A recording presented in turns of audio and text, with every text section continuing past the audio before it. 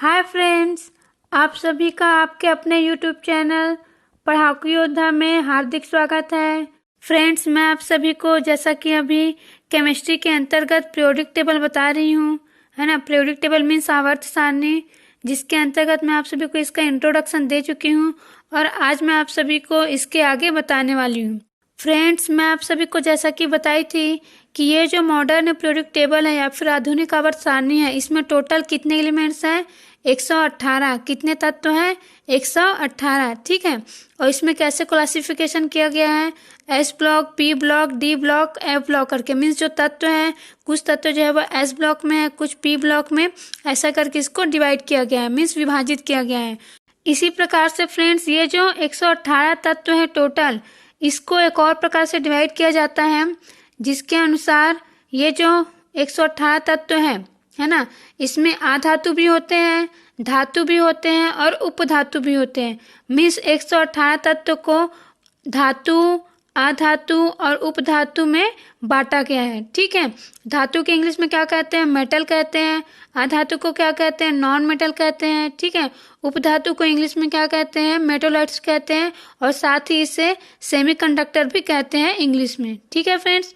तो देखिए, ये जो 118 तत्व है ना, इसमें से 91 मैं जो बता रही हूँ ये बहुत ही ज़्यादा इंपॉर्टेंट है और डायरेक्टली इससे क्वेश्चन पूछा जाता है, तो आप सभी इसे ध्यान से सुनिएगा। ये जो 118 तत्व है आधुनिक आवर्त सारणी में, इसके जो 91 मीन्स 91 जो तत्व है वो धातु है। कितने तत्व? 91 जो तत्व है या फिर एलिमेंट्स है वो मेटल्स है, ठीक है। और जो 7 तत्व हैं, कितने? 7 तत्व हैं, वो मेटोलाइट्स है या फिर उपधातु है। क्या है? उपधातु, ठीक है। इसे इंग्लिश में सेमीकंडक्टर भी कहते हैं। अब देखिए टोटल कितना है इसमें? 118 है, तो 91 तो मेटल्स हो गया, ठीक है। मीन्स 91 कितना हो गया? मेटल्स।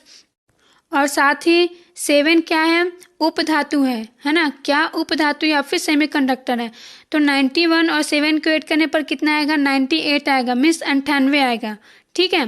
तो देखिए फ्रेंड्स, 98 हो गया। अब ये जो 118 है, इसमें से 98 को अगर हम घटा देते हैं तो कितने बचते हैं? 20। कितने बचते हैं? 20। तो इस प्रकार ये जो 118 तत्व है, इसमें से 91 तत्व जो है वो क्या है? धातु है। 7 तत्व उपधातु या फिर सेमीकंडक्टर हैं और जो 20 तत्व है वो आधातु है। क्या? जो 20 तत्व है वो आधातु है या फिर जिसे इंग्लिश में हम क्या कहते हैं? नॉन मेटल कहते हैं। मीन्स 20 एलिमेंट्स जो है वो नॉन मेटल्स हैं, ठीक है फ्रेंड्स। और ये आप सभी को अच्छे से याद रखना है। अब देखिए फ्रेंड्स, ये जो धातु, आधातु और जो उपधातु है, इसे इस पीरियोडिक टेबल में किस प्रकार से अरेंज किया गया है, तो आप सभी देखिए पीरियोडिक टेबल है ना, आपकी स्क्रीन पर दिखाई दे रहा है। तो देखिए ये जो एस ब्लॉक तत्व है ना, इसमें से हाइड्रोजन को छोड़कर बाकी जो तत्व हैं, क्या? इसमें जो हाइड्रोजन है इसको छोड़ करके बाकी जो तत्व हैं वो क्या है फ्रेंड्स? वो धातु है। क्या है? मेटल्स है, ठीक है। क्या बोली मैं? जो हाइड्रोजन है उसको बस छोड़ देते हैं, क्योंकि हाइड्रोजन क्या है? ये आधातु है, ठीक है। तो एस ब्लॉक में हाइड्रोजन को छोड़कर सभी तत्व क्या है? धातु है। और आप सभी को ये बात याद रखना है, ठीक है। डायरेक्टली पूछा जाएगा कि एस ब्लॉक में ऐसा कौन सा तत्व है जो कि धातु नहीं है, तो कौन सा तत्व धातु नहीं है? हाइड्रोजन, ठीक है। और साथ ही एस ब्लॉक में कितने तत्व है मैं पहले ही बता चुकी हूँ, 13 तत्व है, मीन्स 13 है। तो ये जो हाइड्रोजन है वो क्या है? आधातु है। इसका मतलब ये है कि इसको मैं हटा देती हूँ, 13 में से 1 घटा देती हूँ तो कितना आ जाएगा? 12, ठीक है। 12 आ जाएगा। तो जो 12 एलिमेंट्स है एस ब्लॉक तत्व है ना, ये क्या है? ये धातु है, ठीक है। इसके बाद ना ये जो डी ब्लॉक के तत्व हैं, ये सारे के सारे धातु हैं। मोस्ट इंपॉर्टेंट, ये जो डी ब्लॉक है ना, इसमें जितने भी तत्व हैं, कितने तत्व है इसमें? 40। कितने हैं? 40, मीन्स 40 है। ये के सारे क्या है? धातु है, ठीक है। इसके बाद देखिए ये जो एफ ब्लॉक तत्व है, क्या? एफ ब्लॉक तत्व, ये भी सारे क्या है? धातु है, ठीक है। क्या है? मेटल्स है। आप सभी को मैं जो बता रही हूँ ना, ये एक एक बात इंपॉर्टेंट है, ठीक है। अगर कोई भी रेलवे का एग्जाम देने वाला हो, है ना, तो उनके लिए तो ये बहुत ही इंपॉर्टेंट है, क्योंकि रेलवे में कई बार बहुत ही इजी क्वेश्चन पूछ दिया जाता है, इसी तरीके से बेसिक क्वेश्चंस। इसलिए मैं जो बता रही हूँ उसको ध्यान से ज़रूर सुनिए। और ऐसा नहीं है कि सिर्फ रेलवे में, किसी भी अदर एग्जाम्स में भी ऐसे क्वेश्चन पूछ दिया जाता है। अब आगे देखिए, ये जो है ब्लॉक तत्व है, यहाँ पर भी सारे क्या है? धातु हैं। अब मोस्ट इंपॉर्टेंट ब्लॉक है हमारे लिए पी ब्लॉक। कौन सा? P block. ये पी ब्लॉक एकमात्र ऐसा ब्लॉक है जिसमें आधातु भी है, धातु भी है और उपधातु भी है। ध्यान से सुनिए, मैं क्या बोली, ये जो पी ब्लॉक तत्व है इसी के अंतर्गत आते हैं सारे उपधातु मीन्स मेटेलॉइड्स या फिर सेमीकंडक्टर, और साथ ही जो आधातु है हाइड्रोजन को छोड़कर, ठीक है, हाइड्रोजन को छोड़कर जितने भी आधातु हैं वो सारे कहाँ आते हैं, इस पी ब्लॉक में ही आते हैं। ठीक है फ्रेंड्स, तो ये बात आपको याद रखना है, मैं जो बताई हूँ वो। अब देखिए, मैं आपको पहले ये बता देती हूँ कि कौन कौन से तत्व जो है वो सेमीकंडक्टर या फिर मेटेलॉइड्स हैं, मीन्स उपधातु हैं, ठीक है, और कितने तत्व जो है वो मीन्स कौन कौन से तत्व जो है वो आधातु है। क्योंकि फ्रेंड्स आधातु को आप जान जाएंगे, उपधातु को जान जाएंगे, फिर बाकी क्या होंगे, धातु होंगे, और धातुओं की संख्या सबसे ज़्यादा है, तो जो कम संख्या में है मैं उसको बता देती हूँ, फिर बाकी तो आपको ऑटोमेटिक पता चल जाएगा। तो देखिए फ्रेंड्स, ये जो पी ब्लॉक तत्व है ना, इसमें एक लाइन खींचा हुआ है, ठीक है, देखिए मीन्स लाइन खींचा जैसा क्या है तत्व दिखाई दे रहे हैं। तो देखिए सबसे पहले इसमें देखिए बोरॉन करके है, बोरॉन के बाद सिलिकॉन, सिलिकॉन के नीचे जर्मेनियम, उसके बाद आर्सेनिक, उसके बाद एंटीमनी, उसके बाद टेलुरियम, उसके बाद पोलोनियम। तो ये जो 7 तत्व आप सभी ने देखा ना अभी, है ना, दिखाई दे रहा है ना आप सभी की स्क्रीन पर, ये सातों क्या है, उपधातु है। क्या, उपधातु या फिर सेमीकंडक्टर है। और ये सातों का नाम आपको अच्छे से याद रखना है। डायरेक्टली पूछा जाता है कि इनमें से कौन सा जो है सेमीकंडक्टर है या फिर इनमें से कौन सा सेमीकंडक्टर नहीं है, और नीचे आपको ऑप्शन दिया रहेगा, ठीक है। फॉर एग्जाम्पल, जैसा कि आपको ऑप्शन में दिया रहेगा कार्बन, नाइट्रोजन, ठीक है, और सोडियम दे देगा, और एक दे देगा सिलिकॉन। तो आपको पता होना चाहिए कि सिलिकॉन क्या है, एक सेमीकंडक्टर है या फिर उपधातु है, ठीक है।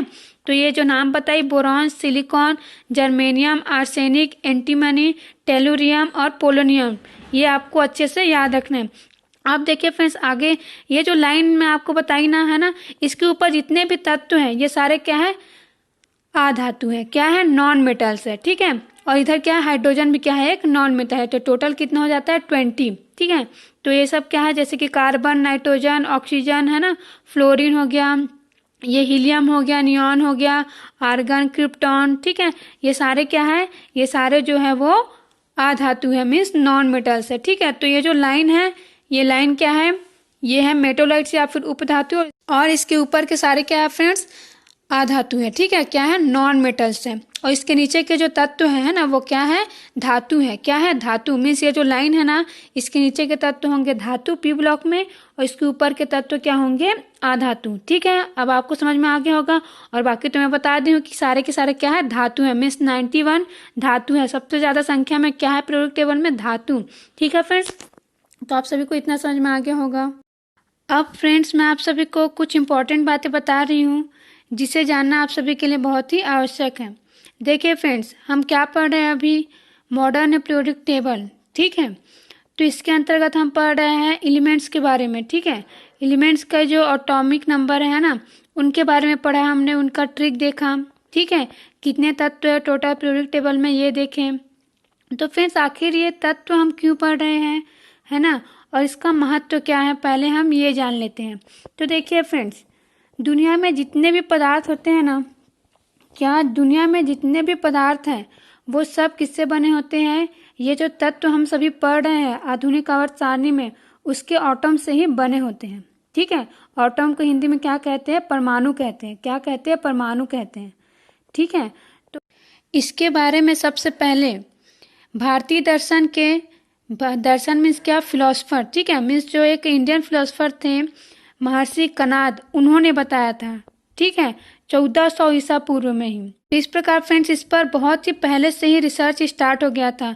आप सभी सोच सकते हैं कि 1400 ईसा पूर्व बोलने से बहुत ही पुराना है, ठीक है। फिर उसके बाद 1808 ईस्वी में एक साइंटिस्ट आए, जॉन डाल्टन, क्या नाम था इनका, जॉन डाल्टन। उन्होंने ही इसको कंफर्म किया कि जितने भी पदार्थ होते हैं, है ना, वो एटॉम से ही बने होते हैं, मीन्स परमाणु से ही बने होते हैं।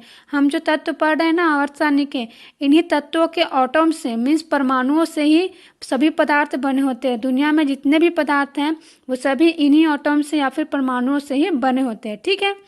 ये किन्होंने खोज किया, मीन्स किन्होंने कंफर्म किया, जॉन डाल्टन है, ठीक है। इसलिए परमाणु का जनक कहा जाता है जॉन डाल्टन को। किन्हें कहा जाता है? जॉन डाल्टन को, ठीक है। और आप सभी को ये पता होना चाहिए। अब उसके बाद फ्रेंड्स, ये जो परमाणु है, ठीक है, ये जो जॉन डाल्टन है ना, इन्होंने कहा कि जो परमाणु होता है ना, जिससे मिलकर क्या बना होता है, कोई भी पदार्थ बना होता है, वो अविभाज्य है बोला, ठीक है। पदार्थ को इंग्लिश में क्या कहते हैं? और मैटर कहते हैं, ठीक है। All matters is made of atoms, ठीक है ना।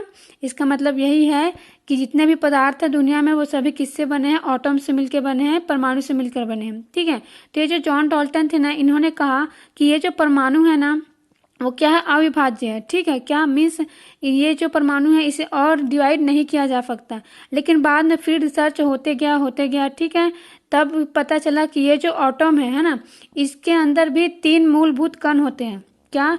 3 इसके फंडामेंटल पार्टिकल्स होते हैं। एक इलेक्ट्रॉन होता है, ठीक है। उसके बाद प्रोटॉन और न्यूट्रॉन। क्या क्या? इलेक्ट्रॉन, प्रोटॉन और न्यूट्रॉन, ठीक है। और ये जो एटम है ना, इसके अंदर भी क्या होता है? एक छोटा सा और सर्कल होता है, जिसे क्या कहते हैं? न्यूक्लियस कहते हैं, ठीक है। न्यूक्लियस मीन्स नाभिक, हिंदी में क्या कहते हैं? नाभिक। तो ये जो न्यूक्लियस या फिर नाभिक होता है, इसके अंदर रहता है प्रोटॉन और न्यूट्रॉन। क्या रहते हैं? न्यूट्रॉन और प्रोटॉन, ठीक है। और ये जो नाभिक है उसके चारों ओर क्या रहते हैं? इलेक्ट्रॉन रहते हैं। क्या रहते हैं? इलेक्ट्रॉन रहते हैं, ठीक है फ्रेंड्स। और ये जो परमाणु है ना, क्या ये जो एटम है, मेनली इसको इसलिए 2 भागों से मिलकर बना हुआ ही माना जाता है, ठीक है। मीन्स एक होता है न्यूक्लियस, ठीक है, मीन्स नाभिक, और इसके चारों ओर क्या रहते हैं? इलेक्ट्रॉन रहते हैं, जिसे क्या कहते हैं? इलेक्ट्रॉन क्लाउड कहते हैं इंग्लिश में, और हिंदी में कहते हैं इलेक्ट्रॉन मेघ, ठीक है। मेघ मीन्स क्या? बादल। मीन्स जो न्यूक्लियस है इसके चारों ओर इलेक्ट्रॉनों का बादल होता है, ठीक है। इस प्रकार से इसको आप समझ सकते हैं। मीन्स जो न्यूक्लियस है उसके बाहर चारों ओर इस न्यूक्लियस को घेरे हुए क्या रहते हैं? इलेक्ट्रॉन रहते हैं, इसलिए इसको इलेक्ट्रॉन क्लाउड कहते हैं, ठीक है फ्रेंड्स। और ये जो इलेक्ट्रॉन होता है वो इसमें निगेटिव चार्ज होता है, मीन्स ये ऋणात्मक होता है, ठीक है। और इसका चार्ज कितना होता है? अगर इसके चार्ज की मात्रा पूछी जाए तो -1 होता है। कितना होता है? -1 होता है, ठीक है। इसको अगर बुक में आप लिखा देखेंगे तो -1 AMU लिखा होता है। तो AMU का फुल फॉर्म होता है एटॉमिक मॉलिक्यूलर यूनिट। क्या होता है इंग्लिश में? एटॉमिक मॉलिक्यूलर यूनिट होता है, ठीक है। ये एक यूनिट है, आपको उसके अंदर जाने की ज़रूरत नहीं है। इसका जो फुल फॉर्म मैं बताई हूँ उसे बस याद रखिएगा, ठीक है। इसी प्रकार से जो प्रोटॉन होता है उसमें क्या होता है? प्लस चार्ज होता है। क्या? प्लस चार्ज होता है।